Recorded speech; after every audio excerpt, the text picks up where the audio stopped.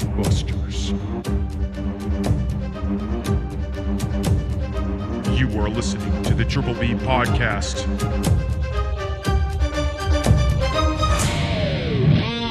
Let's fucking go.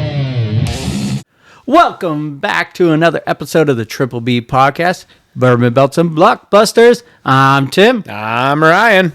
And we got a packed full show about bourbon or cocktails, Cocktails with the bourbon. wrestling, and some blockbusters. We got some exciting stuff going on sure today. Ryan, kick it off with our cocktail. Heck yeah, man. We're doing another morning episode. It's about 9:30 right now. And so always try to incorporate some good old coffee into our cocktails. And excuse me. And whilst I was researching, trying to find what to do for this week, I saw one I've like never seen before, and I feel like it's such a simple idea that I don't know why I've never seen this, but I've never seen this before. So it is a coffee old fashioned, and I'm calling it the breakfast old fashioned. I like it. It's morning, it's coffee and breakfast, bourbon, more. It's all delicious. So what this consists of is our bourbon from last week, which is the Center Stave Kentucky Straight Bourbon Whiskey. That beautiful bottle right there. Got that. We got coffee of our own respect. If anyone notices, if you're watching this, they look a little different. Mine is like a mushroom coffee because I can't drink normal fucking coffee. It just fucks my whole day up. So that's what I have. Tim has classic caffeinated drip coffee, I'm assuming. Yeah. The donut shop. Nice. So yeah, that's why they look a little bit different, but it is the same drink outside of those differences. And then we use some black walnut bitters and we use some maple syrup. And the most important piece to this, our big ice cubes in this bad boy are actually just frozen coffee. Yep. So they're coffee ice cubes. Put the ice cube in the glass, 2 ounces of bourbon, 1 ounce of coffee, half ounce of maple syrup, couple dashes of bitters, stirry on that biznatch.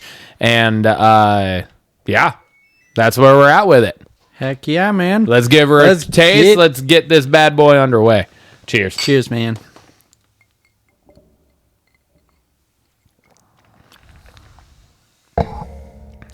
Damn. I'm giving it a 10. Yeah. It's I love old fashions. I love me some coffee. Can we have this every morning? I know, this is a perfect comment. This is going to get me fired. Just kidding. He's responsible. I am a responsible drinker. I only do it at stoplights. Also kidding. Calm down.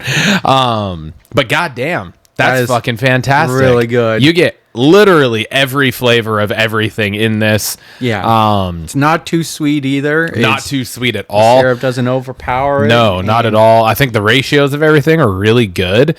I think having the coffee ice cube was important in this because I feel like if it was just a normal ice cube, maybe the ratios could be off a little bit. But it's like as the ice melts, it's just adding more coffee to it. So I think the black walnut bitters was the perfect bitters for this. Yeah. I contemplated trying to find the coffee bitters, but I was like, would that be too much? Yeah. You know, like, would that really add much? So I went with the black walnut, and I think that was perfect. Ooh. Yeah. Oh, that's fantastic. I'm very happy with that. Easy drink today. Yes, absolutely. Very good. And who would have thought that our favorite coffee cocktail would have been a cold one? Yeah, no kidding. Just starting our morning off with a nice iced latte. No one's going to know. Yeah. No one's going to know. No one will know. No one will will know. No one's going to know. Would you look at us? All right. 10s all around. Timmy, hit us with our socials. You can find us on Instagram, X, YouTube, and TikTok at TrippyPod. You can find us on Spotify, Apple, Amazon. We are the Triple B Podcast, Bourbon Belts and Blockbusters. And you can give us an email at triplebpod619@gmail.com. Let's get social. That brings us over to our fact check. This one is my turn. and we got some stuff on here. All right. Well, I know we had a couple things that we just straight up were talking about. We're like, we're going to have to fact check that. So Yeah.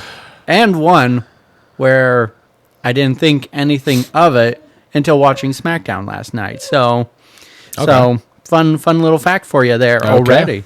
Difference between port wine casks and other casks. Yeah. So this is really geared towards whiskey and the casks and everything. So bourbon barrels are typically made from American white oak and undergo toasting and charring before the bourbon is added. Alcohol by volume of the bourbon plays a significant role in how the barrel imparts flavor. Higher it is, that accelerates the extraction from the wood. You got sherry, has to use cask previously held wine, and it needs to be 10 years or older. Okay. Port, the one you specifically asked about, is divided into several types, each distinguished by its style. So there's a tawny port, which is a golden color. It's aged in used wooden barrels to promote oxidation and may mature up to 40 years. We got a vintage port, and that's aged in casks for just 2 to 3 years. We got a ruby port, which is matured in steel tanks to prevent oxidation.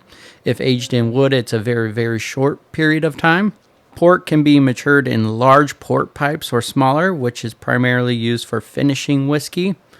Maturation of whiskey in port cask imparts a smooth, fruity character to the whiskey. And then distinct flavors will therefore depend on the kind of port in which you cask you're using. Okay. And then wine, typically in French oak. So those are the variations of Interesting. all those port casks that we talk about on our bottles.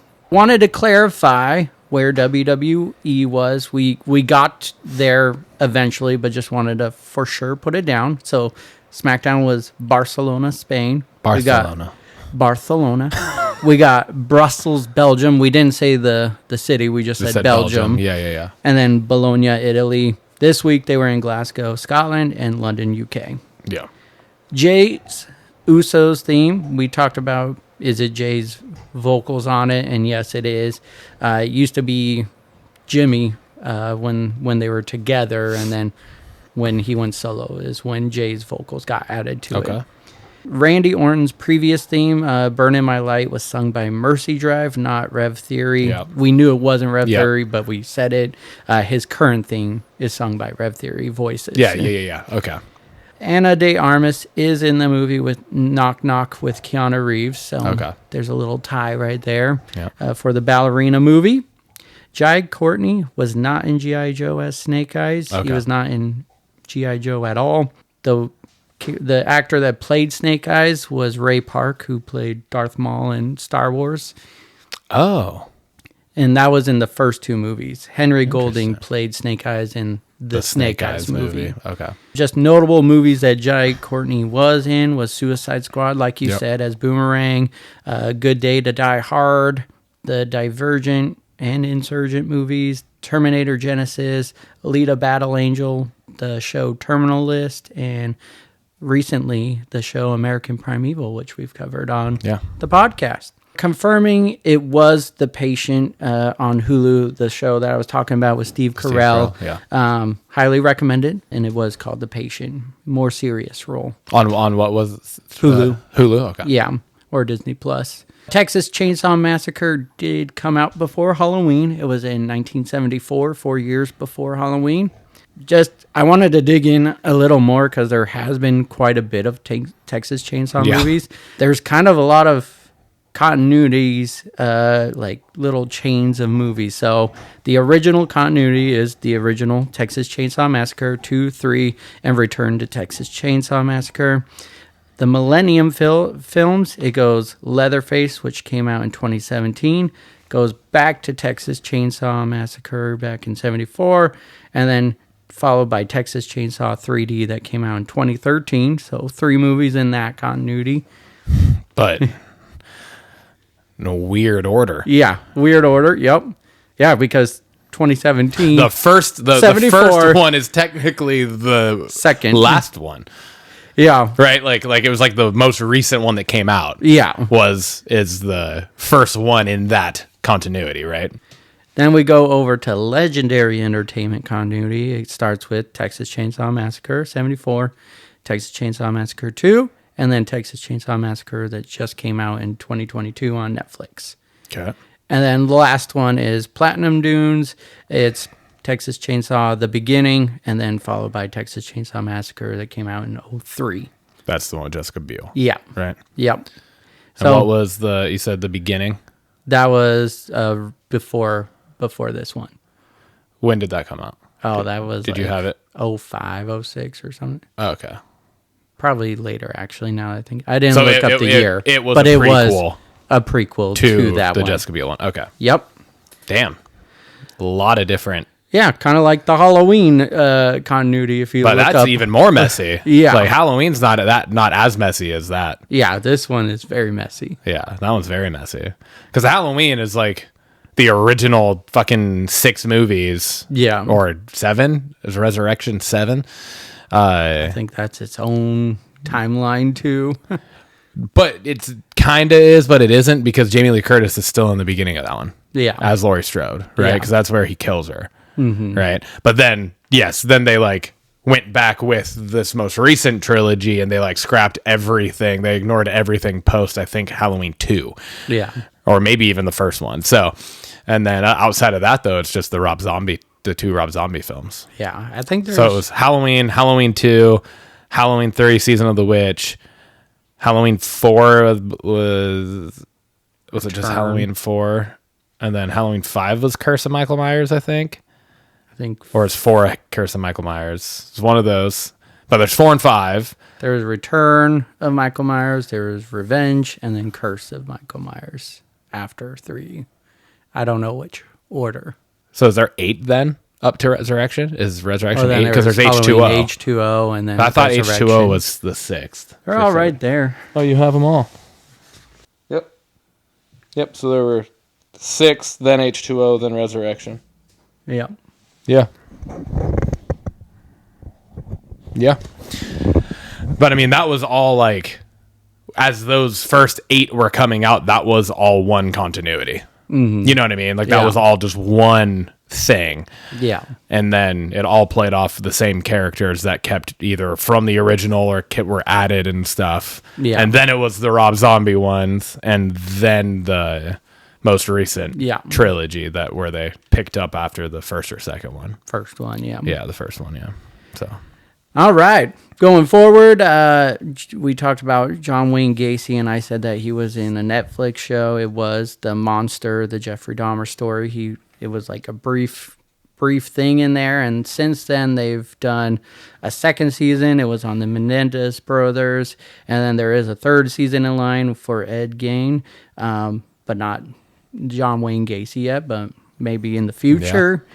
And then lastly, this is the one that I was referring to on SmackDown last night, clarified that Randy Orton is not going for number 16. We said number 16, and he corrected us last night and said he was going for number 15. Yeah, he's only at 14. He's only at 14, and I was like 100% sure that he was at 16, but that wouldn't make sense because it's just Ric Flair and John Cena at the top right now, tied. So, well, we thought he was at 15 already. We thought he was going for 16. Yeah, but he's only going for 15. Yep. Yeah. And that's what I got for the fact check. Nice. Not too terrible. Not too terrible. All right. Well, that brings us to number 17 for our wellness journey check-in, Timothy. I said that weird. Timothy. I said Timmy and Thee. Timothy. Yeah. Anyways, how's shit going for you? Well, let me tell you.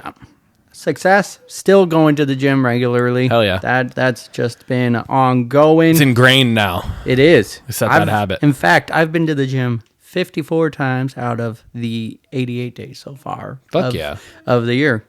Got a little tracker on my phone. That's and awesome, dude. Hell yeah. Keeps track of the days. That's 61% of the year I've been going to the gym. That's awesome. And there's been a few exercises outside of the gym too. So yeah. Hell yeah. Challenges. Heavy dose of work the past 3 weeks. Just a lot of different things going on. Like a few weeks ago, I worked 6 days, and I went out of the house 6 days, and just it put a lot of like just strain on cooking at home. It put a little strain on the amount of workout I was doing at the gym, but still got it done. And so my weight loss, last time was no loss. This time I lost 3.7 pounds. Fuck yeah, dude. Down 20.8 total for the duration of this wellness check. So hell yeah, I'm at 242.1, not 142.1, 242.1. Hell yeah, dude. Getting closer to being below that 240 mark. I'm right there. Right about where I started. Yeah. So we were 23 pounds apart or whatever. So that's fucking awesome, dude. On my way. That's dope. Hell yeah, man. What about you?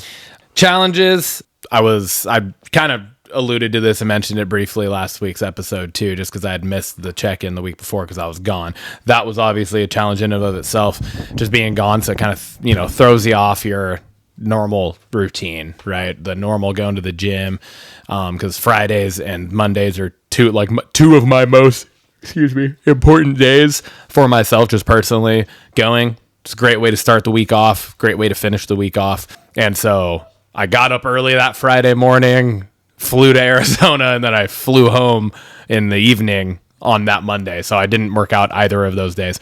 But I did play a shit ton of golf while I was gone, so it wasn't like I was just sitting on my ass being a bum. I played a bunch of golf, so I was still active and moving around, and I was getting steps in and stuff like that. Eating that weekend was not great. I tried to make better choices, but we were just eating out the whole time.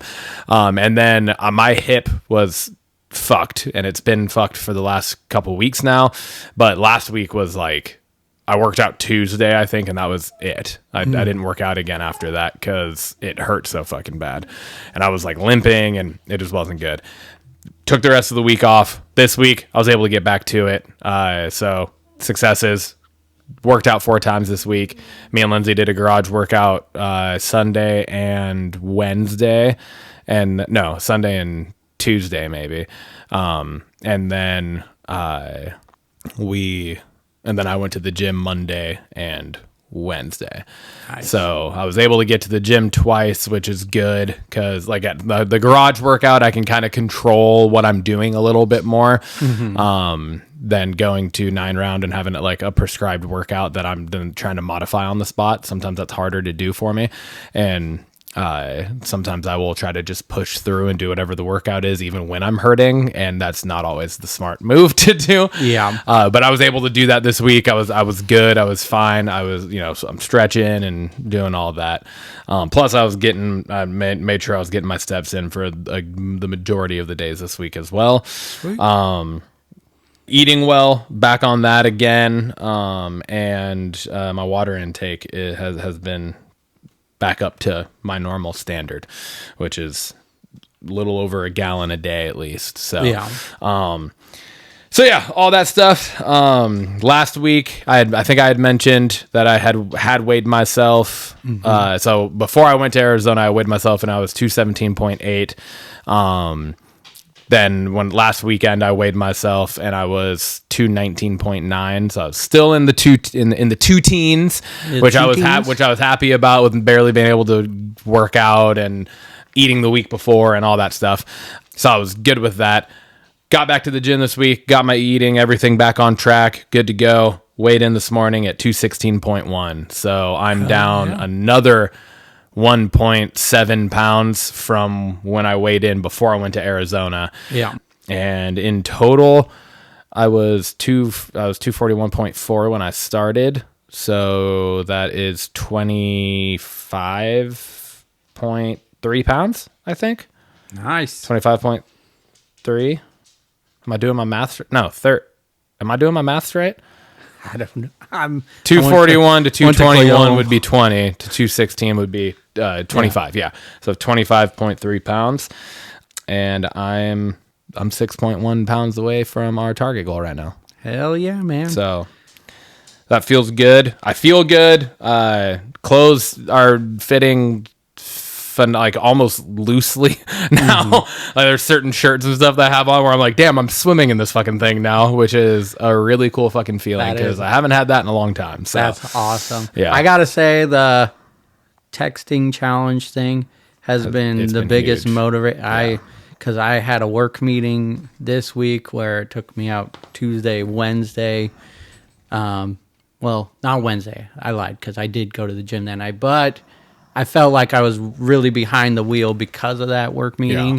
Yeah. And I was just like, no, I gotta be texting Ryan. I'm making it 3 times. Like, I gotta find a way to make it happen. Yep. And so I did. And it's nice because it's on those weeks where we like one of us we don't work out the first time until like Wednesday, and the other person like this week, right? Because I think was you already Wednesday had 3 by the time Tuesday I had night 1. or Wednesday your first. I was gonna say I had 3 in already, and I was kind of I'm like sending it to you like you better fucking send me one back pretty soon, Tim. Exactly, and you did, and you got them all in, and it was all good. Yeah.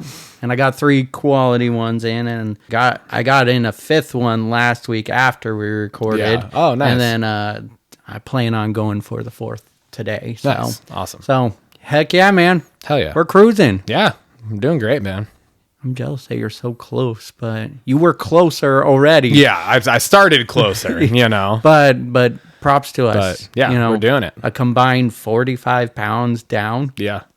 That's crazy. Yeah, that's fucking awesome. That's almost one of my dogs right there. Yeah. So seriously. That's awesome, dude. Hell yeah, man. And most important, we fucking feel good. Feeling really good. So feeling real good. Yep. That brings us to belts. Ryan, what do you want to talk about? I want to talk about some handfuls of things, Tim's. Some handful of things. I got some handfuls of things. I don't have a ton of stuff from Raw, I'm going to be honest. But I will start with the one thing I do have from Raw. We got another Gunther sneak attack. Oh, you okay. Yeah, I'm starting. That's the only thing from Raw that I have. Wow. Yeah. Outside of my banger of the week, but we'll get to that. All right. But yeah. I don't feel like this week added much more to anything still. Like it's just the same. They're trying to build this crumbling Jay to then be triumphant at WrestleMania, but I just don't feel like it's coming off the way they want it to. No. Not with the matches. No. Yeah. No. I mean, like at least this match was a full match, and it was a good match, and we got to see the Usos back together, which was dope. Cool. That was sweet, and against quality opponent in A-Town Down Under. But just like we've said before, it's been week after week after week now of just Gunther just out of nowhere attacking Jay. Yeah. And Jay can't come save anybody without his music hitting. And it's just like that same trend that keeps going that I'm just like, all right. Yeah. Now I'm starting to get over it. And Jey Uso's like my favorite fucking character, which sucks. So I will agree with you in the match perspective, and I was very upset when Gunther did another sneak attack. Yeah. And then I do like that because Jay did have some botches the week before. Yeah. And they fed into the storyline. Yeah. Yeah. And the crossbody spear, it was not a good spear last week. Yeah. So I like that they fed into that, but I think where the real story is brewing, and what I'm really hoping for is Jimmy trying to pump Jay back up in the back, saying, you got to get out of your head, man, and then goes and slaps the shit out of Gunther in the back, like full on slap, setting up a match for Monday on Monday Night Raw. And what I think is going to happen is Gunther just beats the shit out of Jimmy, where he's like taken out in an ambulance, and that's really where it's going to get personal between Jay and Gunther, adding that next level. Yeah. This is all whether that happens, but the perspective of that has me excited. I thought Jimmy did more for this storyline this week than Jay and Gunther have done at all. The entire time. They need a payoff on Monday because I think that's if I'm right, I think that's where we get that And- personal. And if it isn't that necessarily, like if they don't want to end up like essentially writing Jimmy off TV until WrestleMania or whatever, which I mean, I know it's only like 3 weeks from today, but 21 days. It's still Jimmy's a hot character right now. Yeah. And so taking him off TV at all is bad for business. So that's the one part where I'm kind of like, I don't know if that's the move they should do. So if it's not that, because I agree in the idea of that would be like the tipping point to put Jay over the edge to unleash another side of him that we haven't seen yet. But maybe it's not being taken out in an ambulance and everything, but he's just getting terribly beaten down to where it could lead to that. And Jay with no music hits and just beats Gunther down. Maybe That's something we haven't seen yet. We haven't seen Jay get the upper hand on Gunther at all, almost.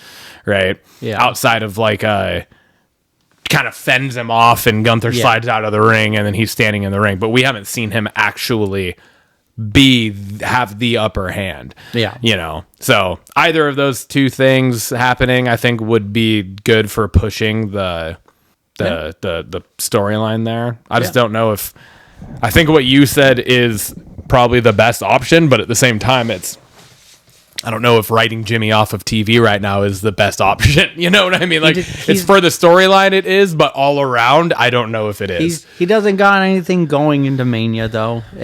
I think it's too late to put him in anything. So Yeah. this would be a way, and I think that's what's going to happen. I agree with you. Jimmy is a hot character. Yeah. Which is why it'll feel more impactful if he does get taken off. Yeah, that's true. So, yeah. I'm going over, and I understand why you skipped over this and didn't want to talk about it, but John Cena, Cody Rhodes again, opening the show.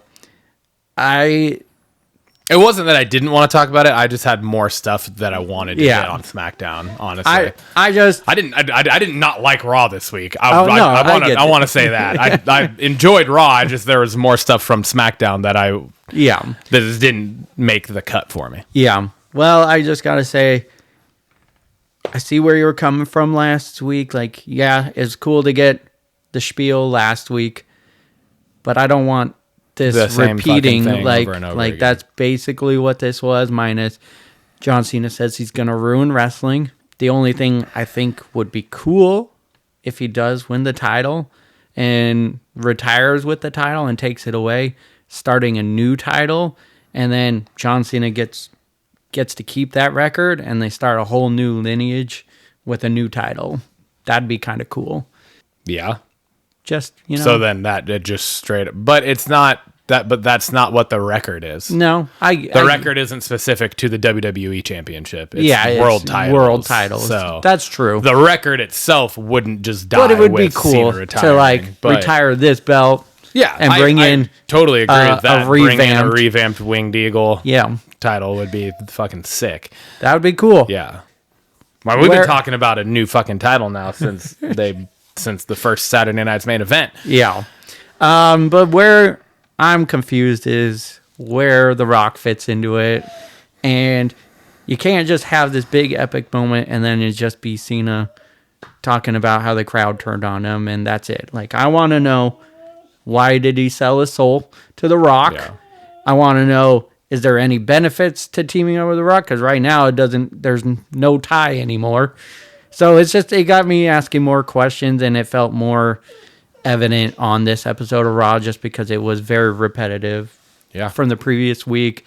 Cody, again, is cooking on the mic in these segments with John Cena. Mm-hmm. We'll see where it goes on Monday Night Raw because there's another face-off between the two.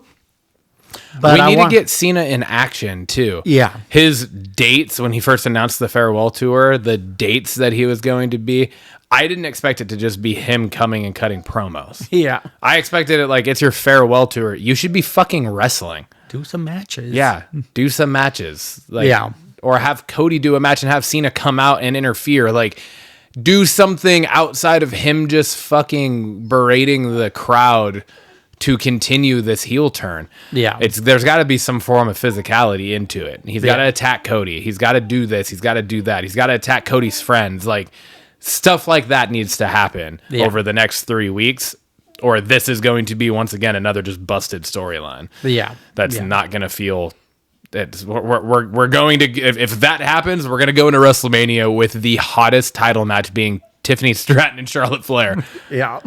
Which is fucking mind blowing that that's a possibility. Yeah, exactly. But so I'll trust in the process, but it's WrestleMania is coming up quick. Very it's coming very quickly. Yeah. 21 days from today is when WrestleMania is. Yes. So exactly 3 weeks. That brings me to, I mean, it's kind of both shows because we got stuff from it on both. I'm jumping to the triple threat match. Just the fact that we're getting it to close one of the nights is fucking awesome. Yeah. I think it's a double-edged sword, though. I think it is acknowledging that arguably the three biggest stars in the company, or three of the biggest stars in the company, right? I think Cody would be the only other one that could really compete for that title with those three individuals. So the fact that we're getting that, I think, is an acknowledgement of like, there's no title involved. This is just all personal storylines all strung together, and it's that big. Yeah. The other side to that double-edged sword, I think, is also kind of the acknowledgement by the company that they know one of these title matches is not going to be able to hold a light to this triple threat match. Yeah. And my assumption is it's going to be the same night that Jay and Gunther happens. Yeah. That's going to be my assumption. Is it's going to be that same night. That match will probably like start the show or something, and then the women's will be in the middle of it or something, right? Yeah. That would be my assumption if the triple threat match is closing. But when they announced that last night, I was like, fuck yeah. And that was such a cool moment because you got CM Punk like actually starting to like tear up because he's gonna get to main event WrestleMania. Mm-hmm. It's not for a title, but it's, essentially for bragging rights and what could potentially lead to a number one contender.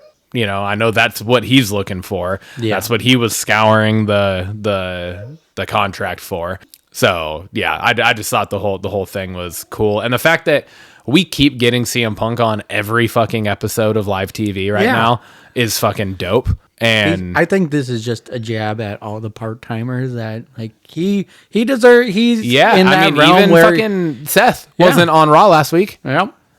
Right? So it's like for Seth to keep saying that he held this company together while CM Punk was gone. Well, CM Punk's the only motherfucker that's showing up on every goddamn live thing outside of Sammy was. Yeah. Right? Sammy was on everything before that match. Mm-hmm. And I'm trying to remember, we haven't really seen Sammy. Yeah, not since the KO match, right? Yeah. So just kind of... it's kind of interesting. No, I loved the contract signing. No violence. It was all just straight up, just sparring on the mic. Three great at it. Roman was shining in this moment too. Roman did really well. Yes, absolutely. And the fact that he was just sitting the whole time just adds to his ego, adds to his character. Like he's above all of this. Yeah. Why the fuck would he stand to these two type of thing? He's just sitting down. Yeah. It felt like a mob boss or mafia fucking meeting type thing where there's, the Don is the fucking dude just sitting down the whole time and the other guys are all, that's kind of what it felt like. So yeah, I will 100% give him his flowers on that. The only thing I get where Seth is coming from. Like, you're letting this guy, but like they're treating CM Punk he's treating CM Punk as this huge threat to the business. But to your point, he's been on every show. He's a fan favorite. Like, what is he doing to hurt wrestling? Like, yes, like when he went out 10 years ago, or it's more than 10 years ago, but when he was out for that 10 years, he was, taking jabs at WWE, but that's never going to take WWE down. No. It's just the old saying, it's just a spoke on the wheel and it's going to keep going. So, so I think Seth needs to come up with some more why is CM Punk a threat kind of thing to everything. I like their feud, and it's not taking me out of it or anything, but it just needs to be a little more. I do feel like, though, that is the weakest point here. Yeah. is Seth. But I do feel like that's the weakest point in this the whole triple threat feud, though, is Seth's disdain for CM Punk at this point. It's like this has been long ongoing and it was really good, but now it just feels drawn out. And Seth Rollins' character is continuing to rub me the wrong way more and more and more. Because he is now just turning into a whiny bitch. Yeah. But not in the good creative way like that Drew. McIntyre is. Yes. Right? Like McIntyre is perfect at it. Yeah. Seth's not coming off the best in that regard for me. Yeah. So I'm just kind of like, oh my God. I think... Can we get past this and put CM Punk in something more meaningful for me? I think maybe just having Seth say he's a ticking time bomb. Like, yes, he's good now. But what's going to happen? Maybe we'll feed more into the history of them. But yeah, if it's just going to be this whining thing, I agree with you. It's not that great. I'm excited for the triple threat. It's going to be fucking amazing. It's 3 of your top stars, your biggest stars, and going at it at the main event of night 1. I'm assuming definitely, right? I don't know. I don't know. Honestly, I feel like Cody Jones. It depends what happens in the next 3 weeks, I'm sure. That's true. But it's like Triple H said, it's whatever is the biggest story to tell. So still got time to figure that out. Yeah. But I'm assuming Cena, Cody is night 2. Yeah. Main event. I would assume. Rewinding a little bit, got to just talk about the great segment of El Grande Americano. Just the lead up to it, Chad being sick. Can't wrestle. We get a promo. Clearly fake coughing. And it was kind of a badass promo too. Like I didn't know what it was. Like I was like, there was a legit moment of me that thought this was Rey Fenix. Oh yeah. I thought that this was like an introduction. I was like, what is going on right now? And then I was like, oh nope, this is definitely not Rey Fenix. It was well done. I don't think I've ever seen a vignette like that. Yeah. And just. I'm shocked, but not shocked that they put the Gulf of America into that promo, which was great. But just Chad Gable is just on another level. Yep. And the match between him and Dragon Lee, or El Grande Americano versus Dragon Lee, was fantastic. It was super good. I had to put that in there just because. Yeah. It was good. And it's still one of those things, and he's hitting all the same moves and stuff, but the mask is literally doing just enough to you legitimately cannot tell if that is actually Chad Gable's face underneath that mask. Yeah. There's not enough being seen to be able to be like, that's clearly him. Yeah. It's built the same, jacked just like Gable is. But there is still a possibility that that's not Chad Gable underneath that mask, underneath it. And I think that is still the best part of this entire thing for me. Yeah, I love... There's I know it's him, but there's that slight chance that I talked about last week where it's like, what if it is Charlie Haas? Or what if it's somebody else? Yeah. And this hasn't been Gable the whole time? It would be such a curveball and such a fucking awesome thing to do. It's a perfect blend of comedy and seriousness all at once, and comedy, seriousness, and great wrestling. Yeah, it's for fantastic. Sure. I love it. Yeah. What if we get a tag match? Rey Mysterio, Dragon Lee versus Gable and El Grande Americano. And isn't that just the large American? Yeah. Right? The big American. The big American or whatever. Kind of tapping into that same vein of stuff, and I just brought Rey Fenix up. Why are they immediately separating the Lucha Bros? That makes no sense to me. And I don't know how that can make any sense. You have arguably one of the best tag teams in the business today that you just acquired now both within the last 6 months. Mm-hmm. And you're immediately starting them on singles runs on opposite shows. Yeah, that makes no sense. No. At all. This should be, especially with where Penta's at with the Judgment Day and how that all continues to kind of boil out. It would make nothing but sense to have Rey end up in a or not triple threat, but a six man tag match with a mystery partner. And everyone knows it's going to be Rey anyways, but just like we knew it was going to be Penta when Penta debuted, right? Yeah. But you have like Braun Breaker, Penta, and Rey Fenix now all of a sudden against the Judgment Day. That'd be a fucking dope match. Yeah. The match would be legit. Yeah. But why the fuck are we putting him on SmackDown? It doesn't make any sense. Yeah. No, I agree with you. Unless their plan is to move Penta over to SmackDown as well and have him be a part of the dope tag team division on SmackDown, which would be sick. But it also wouldn't make much sense for him to debut on Raw and then 2 months later move him to SmackDown. Yeah. So yeah, especially it's confusing and I don't like it. Especially since he's in the thick of things with the IC title right now. Like, that part makes sense because he's on a solo thing. But yeah, you got a hot tag team. Raw has no hot tag teams right now, like very little.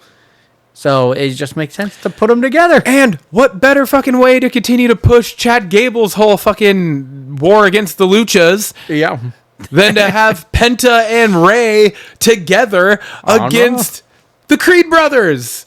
That would be a dope match too. Yeah. Fuck. Maybe it's come just on, Paul. Listen to us again. Don't know what we did to hurt you. Listen to us. Going over to Tiffany Stratton. What a great rebuttal to last week's promo off that Charlotte and Tiffany had. I thought this added a lot to the feud, and it was just, I got nothing to lose. She threw every Charlotte word in her face. Fucking awesome. And was like, sounds like you got everything to lose. And yeah, I was just here for it. I had chills. I absolutely loved if I lose, I'm losing to Charlotte Flair. Yeah. You know, arguably the greatest of all time type of thing. Mm-hmm. But if you lose, and then I loved that. She threw every barb that Charlotte called her last week, every single one right back at her. And said, so good. Ball's in your court now. I literally wrote here, I said, Tiffany better not lose at WrestleMania. She cannot. I said, she's too fucking good. Her promo just made Charlotte look the best she's looked since she returned. Oh, yeah. And she wasn't even in that promo. Yeah. Like, that literally just made Charlotte look like the biggest heel possible because of what Tiffany just did. Like, you cannot have her drop this fucking title to her at WrestleMania. You need to supplant Tiffany as the number one in the business because she is really close to the number one in the business. Yeah.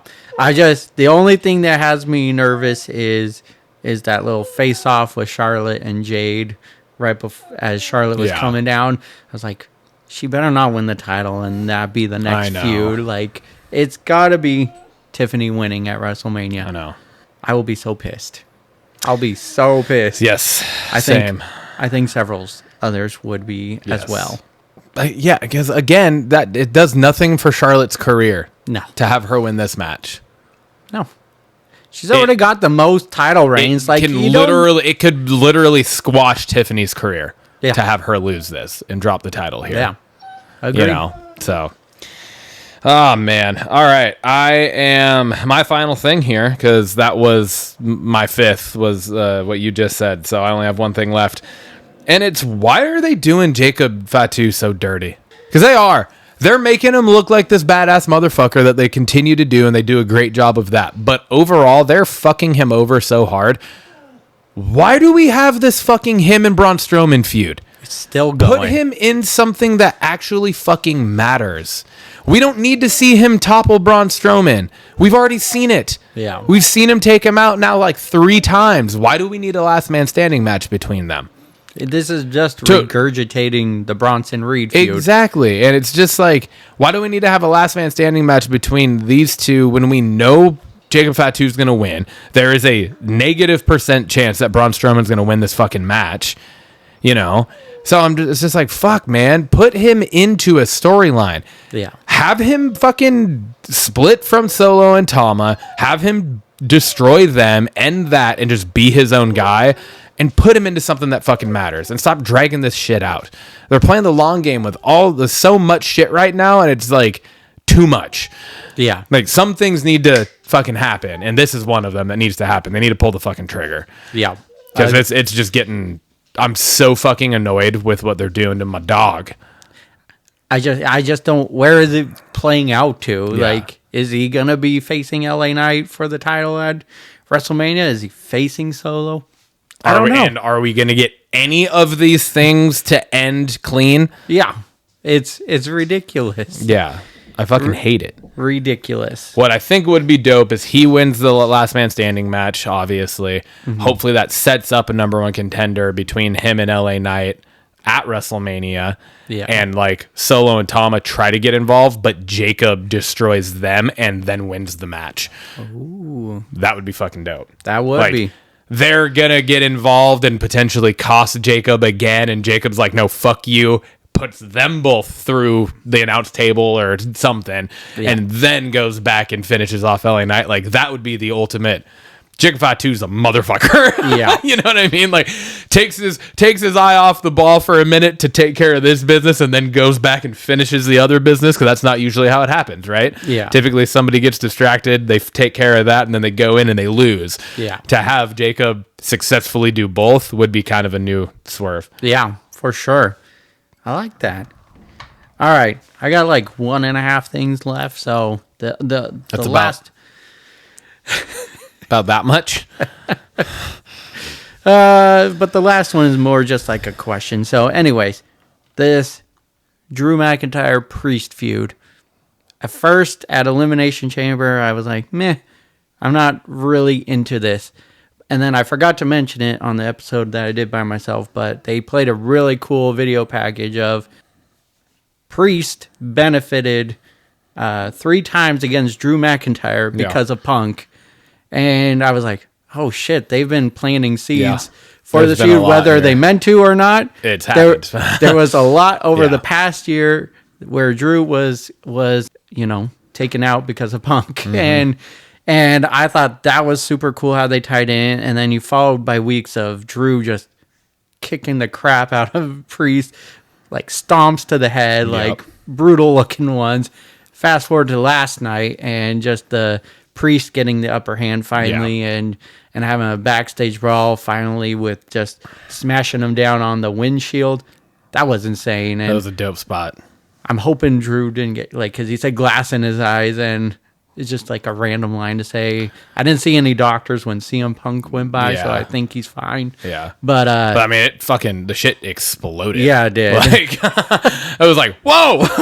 That was legit. Okay. It was an awesome spot. And then did you see? I mean, he's like 273 pounds or something to fucking just go on to. And that wasn't a big car. No. He could probably bench press that car. Yeah. So I'm very invested in this feud now just because of what has been done the last few weeks, and really excited for this grudge match. Also, just little note from that. Did you see like when he like slammed the guy through the table, the security guard? He was like this close to hitting his head on that ramp from the truck behind the table. Oh, I didn't. I obviously saw when he slammed the dude, but I didn't pay attention to how close he was. It was very close from what I saw. I feel like he was supposed to go lengthwise with the table. Yeah. Not perpendicular. Yeah. Right. So it was really cool segment. I like how it just played where he was like, we're going to the pub, opens the door, and Priest is right there. Super cool. Yeah, that was I enjoyed that, and I like this feud. Yeah. Lastly, we're 21 days away from WrestleMania. They need to start announcing matches. Like, I get where most of it's going, but I would like to have it like set in stone. So start building a card out. We can be fully invested in going. Yeah. Okay, this is what are they doing with Jacob Fatu, or because like I guess we know all the title matches, right? Like, officially, we know all the title matches. Well, I guess outside of the women's world, we're not sure about that yet because we don't know. There's a little so that's not set in stone. What's going on with the IC title, the tag titles, the US title, the women's US title? It's not all set in stone. So not those. I was talking about the 4 main. the 4 main titles. We know 3 of the 4. We know the triple threat. We know Orton and KO. Yeah. right? I think those are the only things that are set in stone, Yeah. are those 5 matches. And then we know that the women's world title is happening at WrestleMania. We just don't know who's involved Is yet. it a one-on-one or triple threat? We're Yeah. assuming triple threat, but not set in stone. Well, yeah, because you're going to assume that the Rhea Io is going to end in no contest or DQ or something this week on Raw. I guess that was a peeve of why are you putting Bianca as special referee in when she has a biasism, like she has a foot in the race, like why have her be in that match? So anyways, I digress. The point is, we're 21 days away. We need to have some finalization with this card. We need cards being built out, so we could get even more excited about it. Yeah, that was my only point. all right. Banger of the week. What do you got? I went Dragon Lee versus El Grande Americano. That was a good match. The match was phenomenal. It was really good. Again, I think the storyline with El Grande Americano right now and all of it is just I think it might be the best stuff on Raw right now in general. And it's just completely invested, and the match itself, like I said, was amazing. Chad Gable might be the best in-ring performer. Yeah. Assuming that is Chad Gable. But like, he's so fucking good in the ring, dude. It's insane. It's on that Kurt Angle level. Yeah. It really But like, is. you didn't have Kurt Angle out here fucking all out of nowhere hitting Hurricane Ron as jumped up as a fucking lucha. You know, like he's like doing some lucha moves. Yeah. And that's not something, I don't feel like that's something you typically would expect from a fucking Olympic wrestler. Yeah. You know. So anyway, that's mine. Almost had that as my banger as well. I went with Punk getting his main event at WrestleMania and just how he got emotional. Yeah. You love to see it. It felt real. It did. It felt like a real interaction between Paul Heyman and him. And I loved it. I got a little emotional about it. And it's just, you love to see it. You love to see those real moments in WWE, and that felt like it. Belts question of the week. You posed this. I sure did. All right, I wrote with the WWE, the Hall of Fame. I don't know why none of that came out of my mouth right. The WWE Hall of Fame quickly approaching. Said, who will you consider to be the biggest snub after this year's inductees? Have I believe now, like you said, have all been announced. So like there's still, we're now another year down with certain individuals not having gotten in who are more than deserving.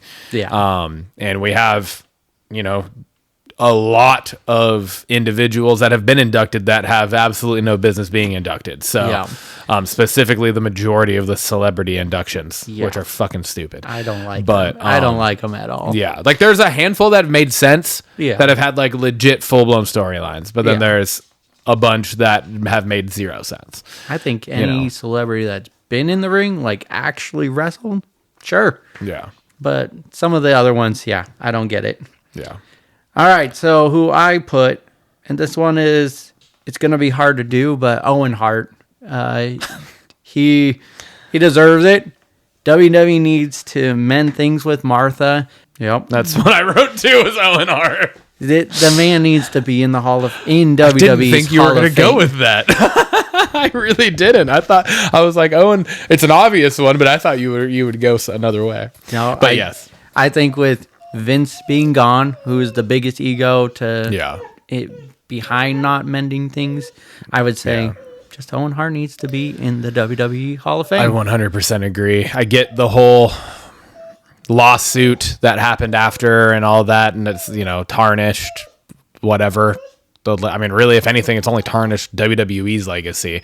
Yeah. So I feel like that's just making it worse by not inducting him into the Hall of Fame. Like, I feel like that would be a way to attempt to make some amends to a point, right? Yeah. Like, that would be the right thing to do because Owen didn't do anything wrong in any way, shape, or form. No. Right? No. Well, since you took Owen, I will throw another one out there, and this will never happen, and it's extremely controversial, but I'm basing it purely off of the in-ring work, and that's Chris Benoit. Yeah. Chris Benoit, the wrestler, no doubt inarguably deserves to be in the WWE Hall of Fame. Career, everything. Yeah, it's everything. He hits every fucking thing above and beyond that of the criterion that is involved in that. And obviously, like we've always talked about, we gotta try to separate the art from the human. Yeah. Right. The human side obviously ended it all with some fucked up shit.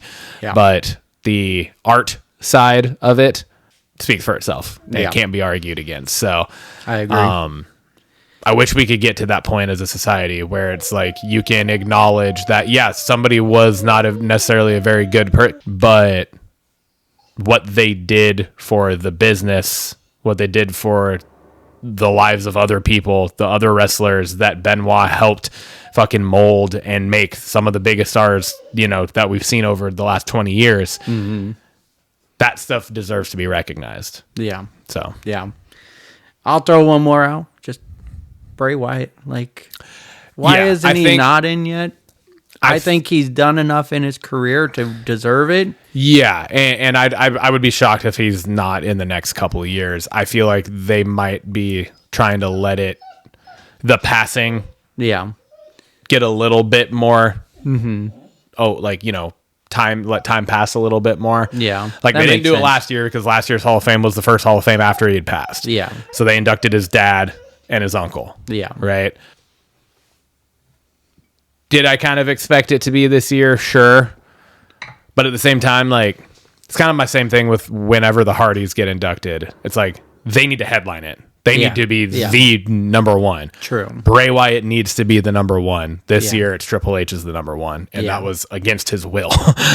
He did not want that. I mean, I'm sure he's wanted it, but he was not going to be the one. He probably figured, I'm never going to the Hall of Fame until I die because I'm in charge. Yeah. And I'm not inducting myself because he would never. Yeah.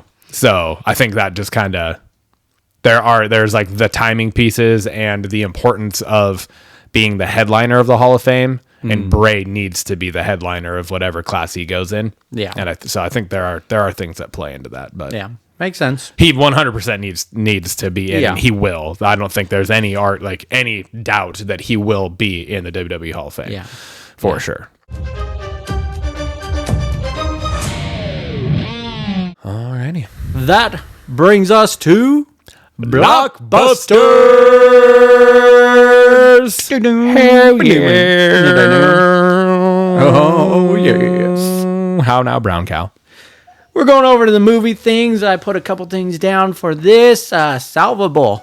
Synopsis: an emotional, action-packed film about a prize fighter's battles both inside and outside the ring. When a battered boxer past his prime finds his dreams and his relationships on the ropes, he falls back in with a dangerous crowd and has to take the biggest swing of his life to reclaim his hope and his family. Cast is Shia LaBeouf and Toby Cabell.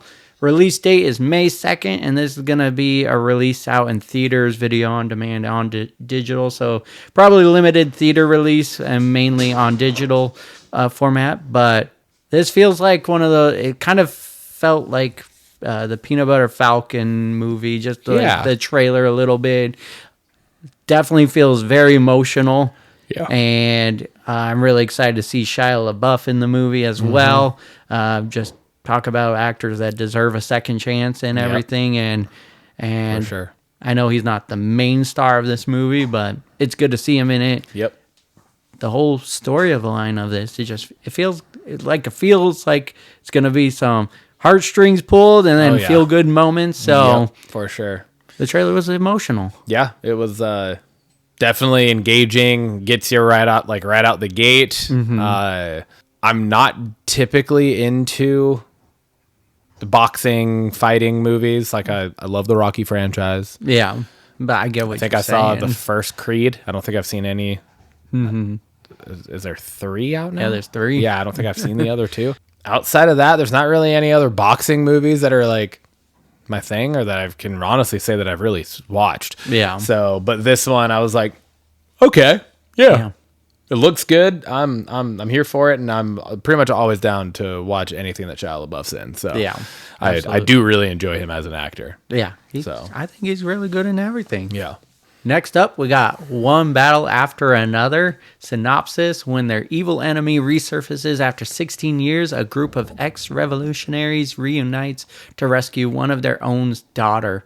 Cast is Leonardo DiCaprio, Sean Penn, Benicio del Toro, Regina Hall, Teyana Taylor, and Chase Infinity. Release date is September 26th. Platform is in the theaters.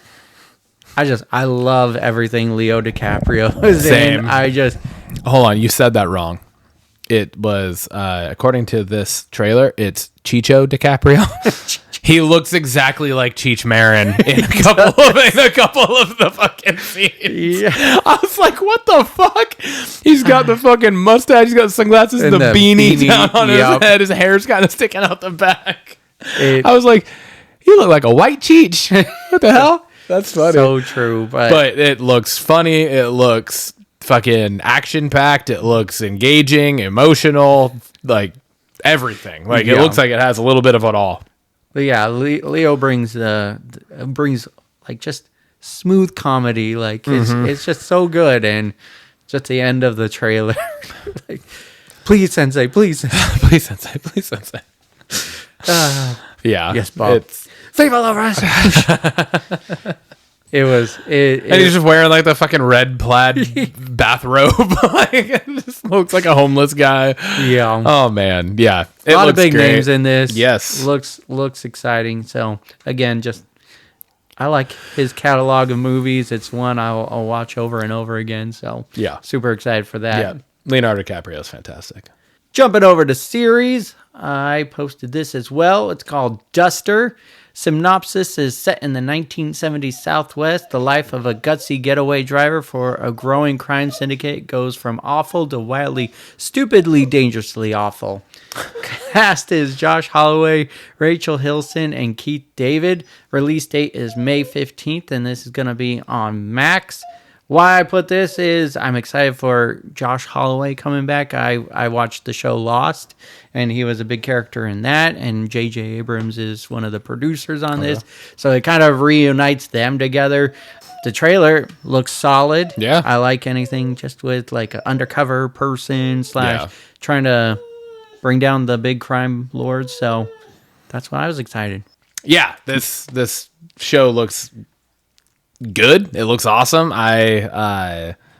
The tone of it is interesting to me. Like the tone of the trailer. It felt the trailer itself, lighting and camera angles, and obviously it's set in the 70s, which I think so was Woman of the Hour. Oh yeah. Anna Kendrick, right? It was set maybe the 80s. Yeah, it was. I can't remember, but it was in one of those two decades. But it felt very similar with like kind of like the reddish lighting throughout a lot of it. Yeah. Had a similar feel to that, but in an almost TV show version of like a, I don't know. I felt like there was like a Smoking Aces vibe to this trailer, kind of, or something like that in that tone. It was like hard for me to kind of pinpoint, but I felt like I felt a lot of familiar things while watching it. So yeah, now super excited for that too. That brings us to our Fred, which is follow-up, rumors, and early development. I put this on here. We got an actual trailer for Alien Earth. Yes, we did. Which will be on Hulu, and it is the prequel to it is a prequel show to the original Alien movie. It came out in 88, I want to something like that. Yeah. So yeah, just wanted to throw it on there and just do a little chat about the trailer that we saw for this. It's super exciting just to see just them on Earth. I know we've had like Alien versus Predator. But I think that like just seeing this, it's predating Alien and being on Earth is a really cool aspect of it. You don't get a lot of from this trailer, just very minimal, which I like. Me too. I don't like the trailers that just give away everything in it. But it was just a cool throwback because, again, they're in that control room. We've seen that in Alien, and it's chatting with whoever they're chatting with. I forget what they call that. But it feels like a cool throwback to that. And then just all the commotion going on behind it was crazy. I know, it's like, oh god. Yeah. For the short clip this was, and like you said, for not showing a lot, You get a it lot. was still quite anxiety inducing. Yeah, impactful. It was just like, holy shit, man. Yeah. You get some very quick glimpses of the xenomorph, Yep. and for it to be a series, I think if I'm not mistaken, this is the first time we've had a series involving Alien. Yeah. So this is super exciting because love movies, love going to the theater and seeing them, but there's just something about a show. Mm-hmm. You just get so much more from it. You get so much because Especially- they can go into more detail, depending on how long the episodes are going to be. You can probably assume nowadays, it being a streaming show, it's probably going to be 40 to 45 minutes, probably to an hour ish, somewhere in there. Yeah. And you can just get so much more detail, and yeah, depending on how the length of the season and everything. But I mean, even if it's 45 minutes and there's 8 to 10 episodes, Yeah. that's You get in 2 movies. 3 episodes is the length of a feature film Yeah. at that point, right? So yeah, it's like, oh shit, you might be getting fucking 3 episodes or 3 movies worth of information in a single season potentially. So Yeah. that's pretty cool, and I'm excited about that. I think that's been the coolest thing since world turning towards streaming is we're getting a lot of shows and series that feel like movies. Yeah. And can be movies, but Yeah. you get more detail in each episode, which is really exciting. So For sure. that's what's going to be cool about this. I am curious to see how they tie in the idea of the first movie, because it's not like they knew in the first movie, Yeah. right, that this creature existed. Yeah. So to have this be a prequel set on Earth is going to be interesting to see, like, That's true. the extents taken by the government to keep this under wraps, Yeah. because you can assume that that's what's going to happen, That's true. Very true. Good. or they would have good been question. or they would have been aware of the threat potential, at least in the original movie, Yeah. right? And they weren't. Yeah. They're completely caught off guard. So you can make the assumption that this being a prequel, there's going to be something involved with making sure this doesn't get out or whatever. That's true. So That's a good thought. yeah. Final Destination's Bloodlines. We also got the official trailer for that, and if that don't put us right back into the swing of things. No kidding. The second the dude drops the glass, it was just like, well, fuck. New fear unlocked. Here we go. That's always been a fear of mine because I was a bartender. That's true. And that's like a known thing. If a glass breaks anywhere near the ice bin, you have to melt the entire ice bin and refill it. Yeah. Yeah. But they're not at a bar, so They're that not. makes sense Yes. why Yes. that didn't happen. Yes, they're and none in of them were somebody's apparently backyard. bartenders. Yes. And so, yeah, but it's still just like, oh shit, this is not good. And there's so many fucking things. Oh God, it's just like the whole chain reaction of all of these events that just get set up for this to happen is just like, fuck. Yeah. But I love the bringing up then, like, going back to the fucking whatever 70s or whatever. Yeah. The fucking grandma was young, and they were in like what looked kind of like a version of like the Space Needle almost, Yeah, right? And then like all the shit happens there, and that's so the first premonition, or at least for that family. Yeah. That's what it seemed like. so it's cool because it feels like we're gonna get 2 like stories. premonitions. Yeah. Yeah, we're gonna Have, get like like, 2 stories The involved. main premonition in that sets one. up the Yeah. story. So I thought that was pretty cool. I'm assuming what this trailer was the one of the big premonitions Yeah. that happens Yeah. I'm assuming for too, the yeah. movie. But I thought this was cool. It kind of cleared up what questions we had about bloodlines, and it's a lot of people survived that 70s one, and they weren't supposed to live but had kids, and that's kind of what we're getting here. Yeah. So And that makes you wonder if they're then going to somehow kind of tie in, because it's called Bloodlines, Yeah. not Bloodline, yeah. right? So it's But sorry. So it makes you kind of wonder if they're somehow everyone, like all of the different families and characters involved in, or at least the main characters involved in all of the other 5 movies. Yeah. Kind of make maybe had relatives involved in this Space Needle-esque looking premonition. No, I totally agree. That would be a really cool fucking way for them to tie everything together. Yeah. What's cool about these movies is obviously it's like you can just keep them going, and so it's like it's been a while, and it's kind of like a reboot because it's been a while, but also it's its own thing. It's just a sequel to it all. It's kind of a reboot, but it's its own thing, but it is a sequel, and it could totally has the potential and the opportunity, wide open door, to tie together to everything. So it's just like has this whole it's awesome. You know, the other thought that when I watched the trailer again was just someone has to like think of all these death traps and everything, and like who's coming up with those and just going, well, shit, that's scary. And then how do I make it happen where this chain of events happen to everything? The lawnmower part. Whew. Oh my God, I know. And that's because it's like, and that's what I love about these is you're watching and it's like the glass breaks and goes into the ice and you're like, oh fuck, somebody's going to drink this. Yep. But then it's like, it goes fucking 19 different directions, and then that is the ice is not involved in that way, like not in the way that you expected it to be at all. It's involved in a completely different way, and then it leads to the lawnmower, and you're like, what the fuck? Exactly. What is going on? Exactly. Yeah, very, very pumped for this movie. Avengers Doomsday.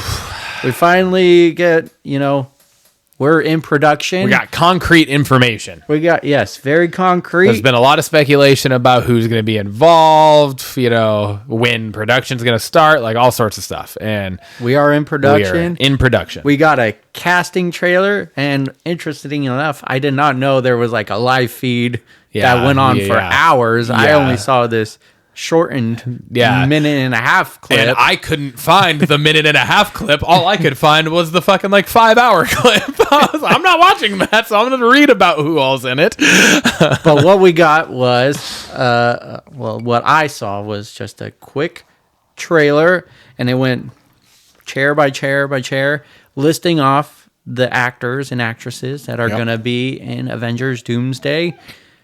We got some X-Men. We got Channing Tatum coming back. We got Nightcrawler coming back. That was exciting to see. And then you finish this trailer with Robert Downey Jr., Doomsday, and telling us to shh. Yep. They're in production. Yeah. It was super exciting. Not a lot obviously happening, but no, it was it was dope to just see the characters that are going to be involved, because it was like, this showed the cast of Thunderbolts. This showed the cast of the Fantastic Four. This showed Chris Hemsworth back as Thor. It shows Paul Rudd back as Ant-Man. Shows Sam Wilson as Captain America. Patrick Stewart, Ian McKellen, Rebecca Romijn, Alan Cummings, James Marsden, Cyclops, right? Like, so many legacy characters, so many new characters, so many we got Shang-Chi coming back. Yeah, for sure. And then you had written on the agenda that Robert Downey Jr. and the MCU tease more. There was like a tweet, and I don't know if it's real, so that could be rumor, but there was that was what the question was that I had, because I was like, it wasn't in that. It wasn't in a little clip. No, it was, because all he did was he just said shh and then got up and walked away. Yeah, there was a little just comment on a post or something, and it's Marvel said, RDJ said something, and then Marvel said there may be more, and so because you got to think of some of the characters that weren't represented. Yeah, like Tom Holland's not in there. Spider-Man's not there. Doctor Strange isn't there. Captain Marvel isn't there. Kamala Khan, Miss Marvel's not there. Yeah. I mean, there's a ton more. Yeah. I mean, most everybody from the TV shows weren't involved there. So does Young Avengers, Hawkeye. they're not going to be in this, or is it just this is just what they wanted to show us now? Yeah. Just started production, so there's a lot that can happen. And there is Secret Wars too. Yeah. Because it's a 2-part finale, just like it always has been. It's a 2-part finale to this, or I guess not always has been. That's really only happened once. But, well, I guess that it's always has been. It's a 2-part finale to a saga. Yes. Right? Not to a phase, but to a saga. Yeah. And so I've been reading a lot that this could be like more geared towards Avengers versus X-Men in this movie, with Doomsday kind of playing Puppet Master okay. between it all. And that kind of makes sense just with what they showed in the casting chairs. But I don't know. I'm just here along for the ride, and this was just the first concrete stuff we've gotten, and super excited. Yeah. Super excited. Dope. It's absolutely dope. Felt like a kid watching a trailer. That brings us to our special segment of the week. We got the Bingecap for March. Ryan, what do you got this month? I got a handful of things. Started watching White Lotus season 3. Okay. They're a few episodes ahead of me. I will be straight up honest, and my buddies at work watch it as well. Like 3 of my other 4 coworkers all watch the show, and they're all kind of like caught up. And they've said the same thing that I'm kind of feeling right now, where I think I'm like partway through the 3rd episode. I think there's like 6 or 7 out now. Mm-hmm. It's kind of moving slower, a little bit harder for me to stay fully engaged right now. But they have said that the first 3 are kind of slower, but then it does start to pick up. So I'm like kind of just got to trudge through it, I guess. Gotcha. But it's just not how the first 2 seasons were. Mm-hmm. The first 2 seasons I felt like were like right out the gate, like kind of gripping, and started with kind of seeing like something that was happening, and this one hasn't really felt like we're getting a lot of that. So anyways, so that's one. I watched the first episode of The Studio yesterday. Oh, nice. Fucking already 100% I'm in. It's fantastic. I love it. I loved every minute of it. I think it's great. The whole premise of it. The whole premise of the show is, and I think that's going to be a testament to this show and the creative behind it and the people in it. The idea behind the show, I feel like, is, or could very well just be fucking boring as fuck. Like, it's a fucking movie studio exec that's trying to figure out how to do it, but they're doing it so fucking well just in this first episode, and that it makes it super engaging. Oh, that's awesome. It's it's a story that they have taken that could be, or regularly done would just be fucking flat and not come over well and would be boring as hell, and they're turning it into something that's super intriguing, which is awesome. That's awesome. And it's a mix of like famous people as themselves and then other famous people as characters. Oh, that's cool. So it's a really cool blend of stuff. Me and Lindsay are in the process of watching Found season 3 that has re-upped. The second half started back again in January. We just started watching it like 2 weeks ago. We kind of let a handful of episodes build up so we could kind of binge them. Yeah. But now we're caught up, and so one came out last night, but I'm gotta wait till she gets back from Arizona to watch it. Gotcha. So we're watching that. I started watching Running Point on Netflix as well, with Kate Hudson taking over the basketball team and stuff. Yeah, we talked about that on the show. It's good. I really enjoy it so far. It's funny. It's intriguing. It's like I think it's a cool concept and everything. Yeah. So I've enjoyed that. Continuing with Happy Face after watching the first 2 episodes, and it's a great show so far. Throughout everything else, still trying to pluck away time to continue Prison Break. There you go. Are you liking it? I am. Yeah, it's a good show. Yeah, it's a good show. It's one where I wish I wasn't fully invested in all of these other things. Yeah, I was gonna. I'm like, it's one where I could totally see myself just sitting down and watching this straight. But right now, it's just because of everything else, especially the next one that I'm about to say. It's one where I'm like, all right, I'm caught up on everything else. Let me slip into one episode of this when I can, type of thing, No, absolutely. And because the number one show that I've been watching right now is Daredevil Born Again. Oh, nice. I don't know if you've started it or not, but it's fantastic. It's I absolutely have not started. You yet. haven't started watching it? There's No. like 5 episodes out. I know. Because they dropped 2 the first week, 1 the second week, and then 2 just this last Tuesday. Gotcha. So it's it's fucking great. It's amazing. And yeah, that's for shows. Oh, I guess I finished. Never mind. It's not just for shows. I finished Silo season 2 finally. How it was. Jesus, right? Fucking Christ. So Jesus good. Christ. I love that The show. show's fucking amazing. Absolutely amazing. And then I have, in the last month, started and finished season 3 of Reacher on Amazon as well with Alan Richson. That show's amazing. If you haven't watched that, you should definitely watch that. It's 100% worth it. It's super good. That's all of my shows and All your shows. That's a fucking shit ton. I know. Which is going to make sense as to why there's only one movie that I have written down. And I watched it because between all of those shows and all of the wrestling and the rest of life, Yeah. It's hard to fit in. racked my brain. I think I only watched one movie. Uh-huh. And it was on the plane ride down to Arizona, and I watched The Parenting. With Lisa Kudrow and Brian Cox and a handful of other people. And it was fucking funny. It was I thought it was super engaging and entertaining. And Is that one we talked about? Yeah, it was on Max? It's the parent. It's called The I thought Parenting. it It's was kind a of like show. this. No, it's a movie. It's kind of like a spin-off of. Not a spin-off, sorry. It's a spoof, thank you. It's kind of like the Haunting type stuff, spoofs. Ooh, I'm excited for that. But it's like also fully its own thing, and it was super good. I really enjoyed it. I thought the whole premise of it was a good idea. I thought it was very up to date and modern, and just all around it was a good idea. It was good. I liked it. So that's awesome. That's my binge cap. That's a good It was one. a solid binge cap.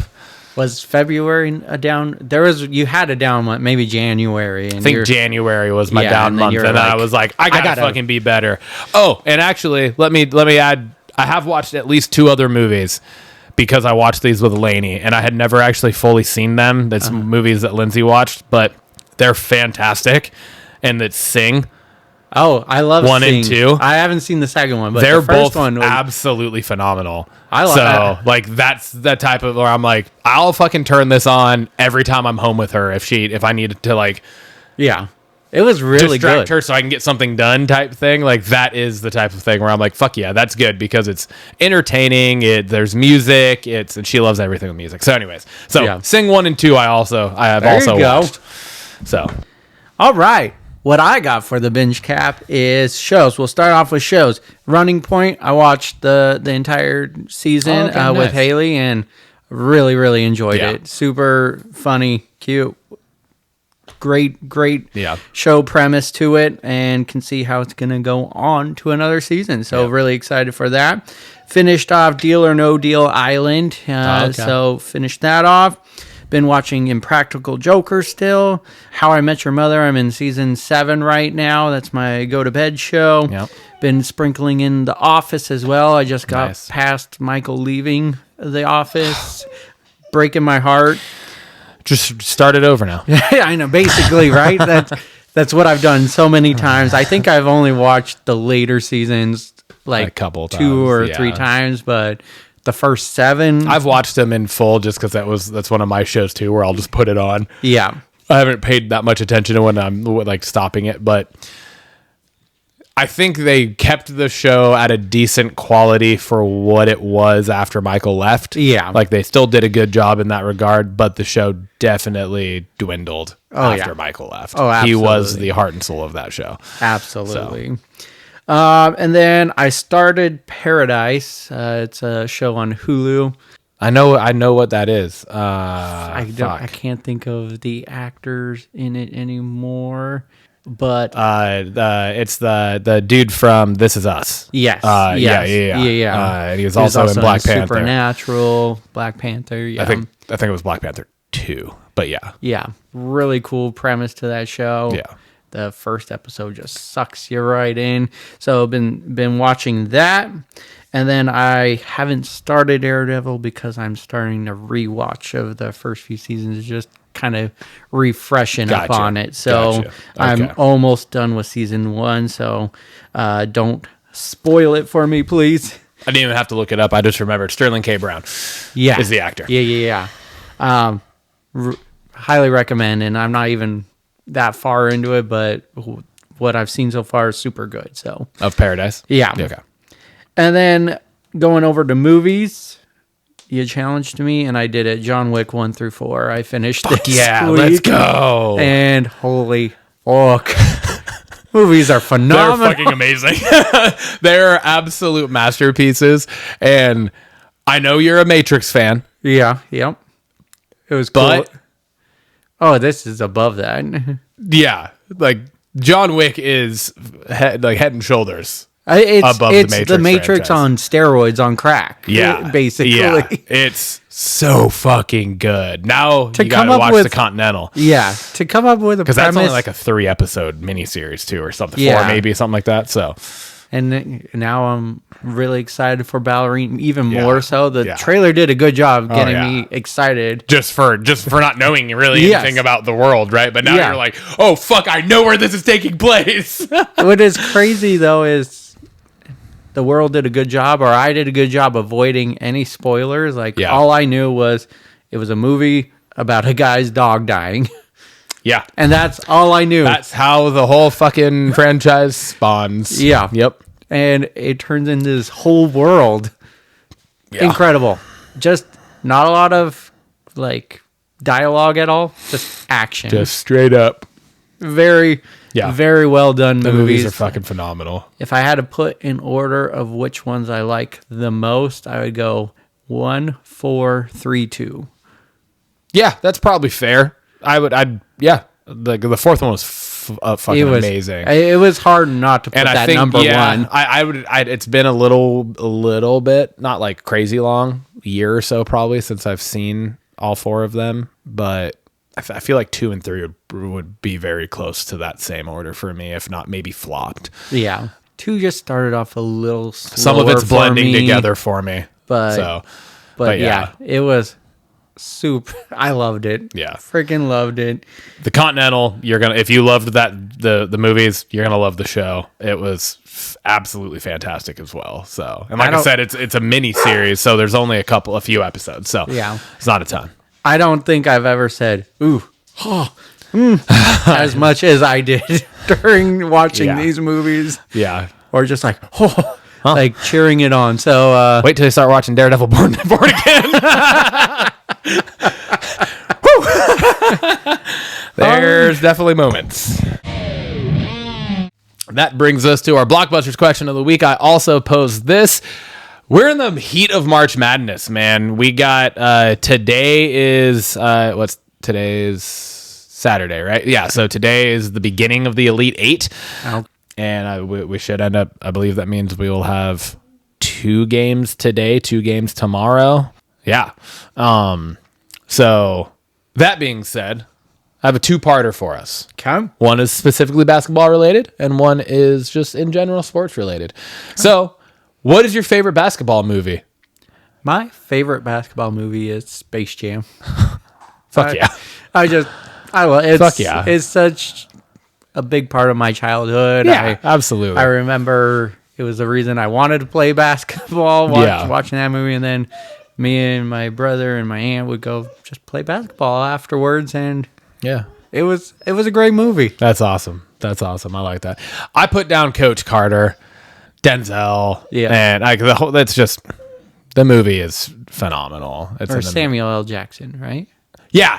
Sorry. Not Denzel. I was Remember the Titans was also in my mind. Not Denzel. Sorry. Sam Jackson. God damn it. Confusing myself with all of the sports and the coaches. Yes, Sam Jackson, Coach Carter. Phenomenal movie. It's Space Jam was the next one in line for me, but this movie is just, I think, one of the kind of the epitome of what a sports movie should be. Gotcha. Realistically. I haven't seen that one. I love the soundtrack to that. I have the soundtrack to it, and Amazing soundtrack. But I don't have the movie, and I haven't seen it. So at least definitely recommend I watch. wanted to watch it. Yeah, And I don't know why I definitely didn't do it. It's phenomenal. Okay. Next question is, in general, what do you think is the best sports movie ever? And or just your favorite sports movie ever? It doesn't necessarily have to be the one that you think is the best cinematically, but just I'll you, what is I'll the go best? with my favorite, the Yeah. best. Remember the Titans. Okay. It's just a classic. Yeah. And Denzel. There we go. It was just a motivational movie. Yeah. It was just really good, and it still holds up because I did watch it not too long ago, and just love it. Yeah, it's amazing. I have two for this because I couldn't pick between them, and one of them is Remember the Titans, and that's why I got fucked up. That's why I said the wrong coach in the wrong movie. But they're both football movies for me. Remember the Titans is there just of what the fucking movie is and how it works and just everything within it and just the fucking all of the social storylines within it for that time frame and everything. It was just everything was amazing. The other one is one that I don't know if like a lot of people would put it up there, but for me it is. And again, it's because it deals with a lot of social storylines and also one of like my biggest fears growing up on like playing sports and along with is like, what if something happens during the travel? Yeah. And this is We Are Marshall. Oh, okay. Deals with some of the racial stuff as well. But also is dealing with the idea of, have you seen that?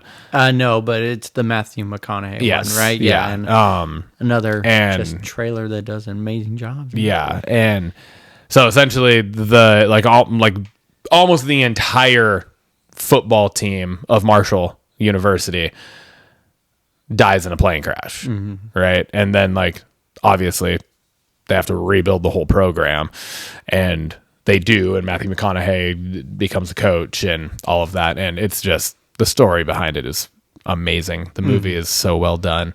It's just I think it's my favorite football movie. Coach Carter is my favorite basketball movie. But Remember the Titans is up there with my favorite sports movie in general. Yeah. You know what I mean? Like, so that's kind of how I was like looking at those. As I was like, We Are Marshall, I think is hands down my favorite football movie just because of what it is and the kind of the impact that it had on me when it came out. I want to say it came out in like 07, 08-ish, maybe somewhere in there. Maybe a little later. But yeah, it was just amazing. It was phenomenal. Definitely another one I would highly recommend watching. Awesome. I like it. Yeah, dude. I'm excited to watch those because it's both movies I've wanted to watch, so it's a little refresher. Hey, now it's in my head, so now I can go out and watch it. Yeah. All right. That's it, man. Well, buddy, that wraps up episode wrapped it up. 43. That's a wrap. That's a wrap. Cheers. Let's